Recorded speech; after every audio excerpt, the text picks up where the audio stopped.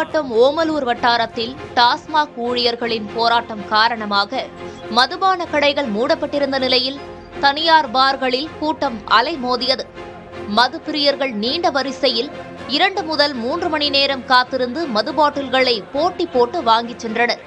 அதேபோல் போராட்டம் தற்காலிகமாக முடிவுக்கு வந்து கடைகள் திறக்கப்பட்டதும் அனைத்து கடைகளிலும் முண்டியடித்து மது பாட்டில்களை வாங்கிச் சென்றனர். மது குடிக்காமல் ஒரு நாள் கூட இருக்க முடியாத நிலைக்கு தமிழ்நாட்டில் ஏராளமானோர் ஆளாகியிருப்பது அதிர்ச்சியை ஏற்படுத்தியுள்ளது. மதுவுக்கு அடிமையானவர்களை மீட்க உடனடி நடவடிக்கை எடுக்க தமிழக அரசு முன்வர வேண்டும் என்று கோரிக்கைகள் எழுந்து வருகின்றன. குமரி மாவட்டம் மறுவரையில் மக்கள் எதிர்ப்பால் மூடப்பட்ட டாஸ்மாக் கடை மீண்டும் திறக்கப்பட்டதால் அனைத்து கட்சியினர் சார்பில் முற்றுகை போராட்டம் நடைபெற்றது. பள்ளி மற்றும் பேருந்து நிலையம் அருகே இருந்த காரணத்தினால் கடந்த 18ஆம் தேதி கடை மூடப்பட்டது.